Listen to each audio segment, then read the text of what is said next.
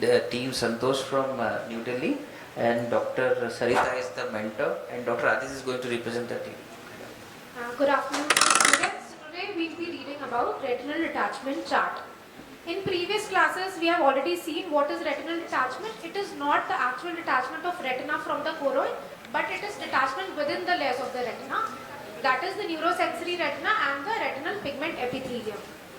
We have already seen there were different types of retinal detachment like rhegmatogenous, tractional and exudative. Today we will be continuing that class with the charting of retinal detachment. So for any fundus charting, you need a Amsler-Dubois chart. So on the right side of your screen, you can see there is the Amsler-Dubois chart where you mention the details of the patient. You see 3 concentric circles.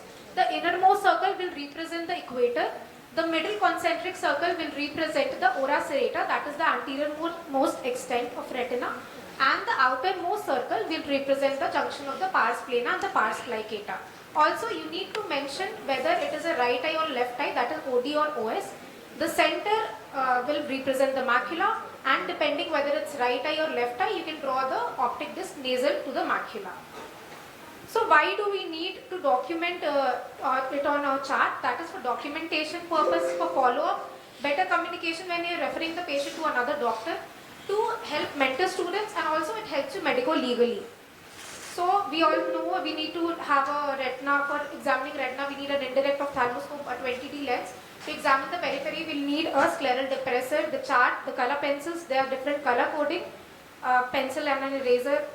So in indirect ophthalmoscope, on the right side of the screen, you can see that we are examining the right eye of the patient. But we have all studied that the optic disc is supposed to be nasal. But in the eye, we see that the optic disc is temporal. So it is very important to know that whenever we are seeing an image with an indirect ophthalmoscope, it is the nasal will be temporal, the temporal will be nasal. That is, it is reversed. And also it is inverted. So superior what you see will be actually the inferior, and inferior is the superior.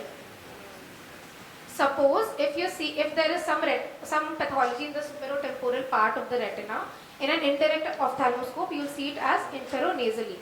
So to overcome this, basically what you have to do, you just have to invert the chart. So suppose if the 12 o'clock is actually up, but when you invert it, the 12 o'clock will face the leg end of the patient, and the 6 o'clock will face the head end of the patient, and you just draw and you will be correct. So these are color coding for the retinal detachment I have just mentioned. So attached you show in red, detached retina is in blue, macula if it is attached it is red plus, if it is detached it is blue plus, and for pigmentation you can either use brown or black color. So in example 1 we see that we are examining the right eye of the patient. So this is what we see on an indirect ophthalmoscope. So you take the chart, reverse it, draw the lesion as you see. So the clock arcs that you see, this will represent the extent of the lesion. So how much ever extent you are seeing, you just draw it however you see it, and then when you reverse it back, you will be correct. Also you need to mention the details of the patient.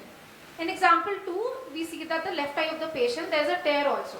So you take the chart, reverse it, draw however you see, and then when you reverse it back, then you see that the position of the detachment and the color coding, everything will be correct. It will match how it actually is.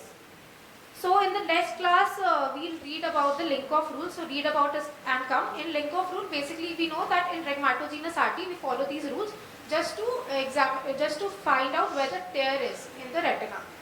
So thank you. Thank you. Meanwhile, when the judges are asking question, site savvy team, are you there?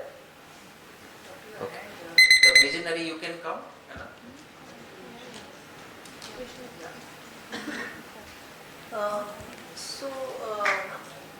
As a teacher, how often you are drawing your charts before surgery, and how much time you think you're spending for a retinal detachment, let's say?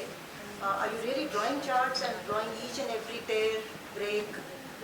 And what is the significance of the blood vessels next to a break so that you can find them during surgery? Just highlight those areas. That's a very nice question.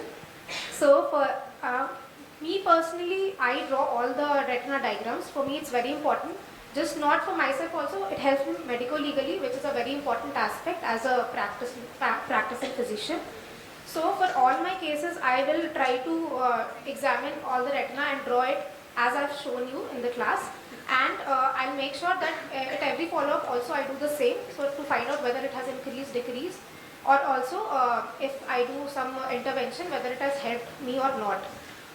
And also it helps me find the tears, and in case if I'm referring the patient also, it is easier for me to how like to, and also for me to teach my PGs, it is very easy for me, so that I'll let them know the extent, because I personally cannot afford a retina photography as such till now, so it is easier for me. Yeah.